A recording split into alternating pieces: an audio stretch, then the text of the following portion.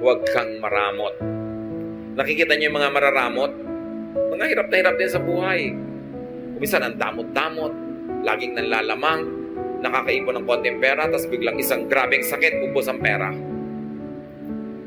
Nagbabalansi lagi. God is the greatest accountant. Laging may debit, may credit, laging may balance. At binabalansin ng langit ang lahat ng negative na binibigay natin sa kapwa at sa mundo. At ganon din ang positive. Ibinabalik. What you give is what you get. Yan ang rule ng kalangitan. And you keep what you give away.